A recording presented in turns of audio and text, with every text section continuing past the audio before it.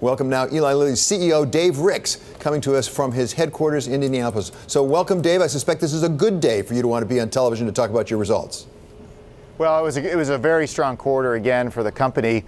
Revenue grew 9%, really driven by our newest products and based on volume. Worldwide, both internationally and in the U.S., we had a strong top line. We controlled cost well in the middle of the income statement, and as you mentioned, earnings up 35%, a strong beat of expectations, and we raised guidance again this year, now $540 to $550 in non-GAAP guidance.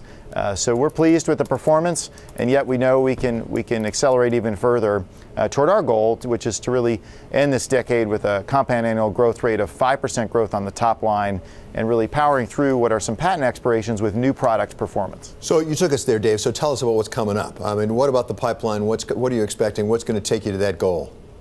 Well, we had a strong quarter with the pipeline as well. We had some of our internal projects read out positive phase 3 data. At the top of the list would be tanezumab, our collaboration with Pfizer for a non-opioid pain medicine for chronic pain, in this case osteoarthritis pain. So we're pleased to see that.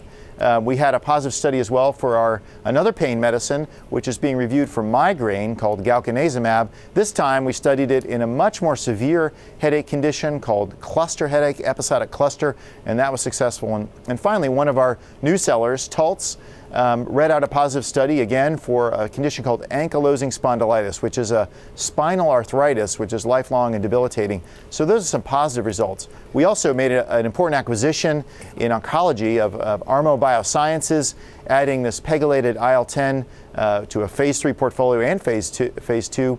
It's a new approach to immuno-oncology. Of course, you know that's been a hot field, and this is part of our strategy in oncology. So, Dave, that wasn't the only announcement we made today. You also talked about your animal health business. You're going to spin it off on an IPO. There had been talk that you might sell it. There was talk that maybe you could sell it for as much as $13 billion to private equity. Why did you make that decision? Why did you decide to have an IPO? Well, last October, we announced we were going to have a strategic review with management and the board of this business unit. It had grown to be pretty substantial in scope and scale, and we wanted to reflect on whether this was the right position, Lilly controlling it, for our shareholders. We've concluded that review. We looked at holding it on an ongoing basis. We looked at selling it. And we looked at the IPO path, and we chose the IPO path because it maximizes value for our shareholders after tax. It also, I think, will give Elanco a clear focus to be able to focus its resources on its mission, which is to work with veterinarians to improve animal health, and at the same time allow Lilly, the parent company, to focus on its critical mission, which is to keep producing life-changing medicines for patients. And what's that IPO going to do for your margins as a practical matter? We'll put up a chart here that shows that, in fact, as successful as Elanco has been, it has not done as well in terms of margins as your core business at Eli Lilly. So is that accretive to your margins? Well, in the short term, it is a bit of a headwind on margin expansion for us and on revenue growth. We don't expect that over the long term, but in the short term, that is the case. This IPO, of course, we're in the quiet period here, and so there's really not a lot I can say about the forward projections, but Elanco had a pretty good quarter in Q2. When we look at the assets that will go forward and are what we call core Elanco, those that aren't expiring, like a patent expiration, had 8% growth in Q2. So pretty strong. Dave, how much would you be expecting to get in an IPO? Well, again, we can't comment on pricing and so forth before we file the S1.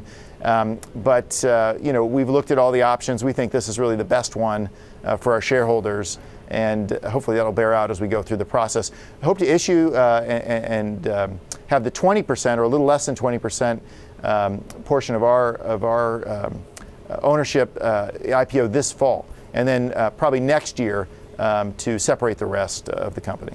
So Dave, finally, let's talk about the President of the United States a little bit. Number one, you had a statement, as I understand it, in your earnings release talking about drug pricing and what your expectations are on that. To what extent are you responding to pressures from the President of the United States saying that drug prices are simply too high?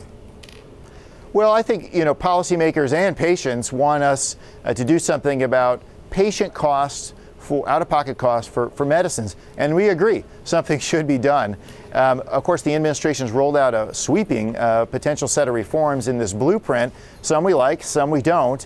But while that national conversation is going on, we think it's important to sort of be prudent about how we think about U.S. price. We haven't raised price since that blueprint was announced on any Lilly medicine. And as we're saying today, our go-forward guidance doesn't include any U.S.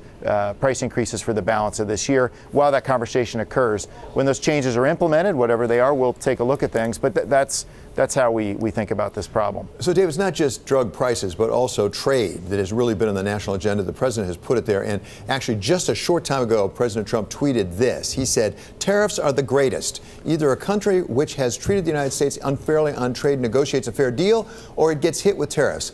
It's as simple as that, and everybody's talking. Remember, we are the piggy bank, that's in quotation marks, that's being robbed. All will be great. What effect could trade disruption have on Eli Lilly? Well, so far there hasn't been much impact on the healthcare and pharmaceutical industry, but of course, in terms of our position over time has been we're for free trade and lower tariffs.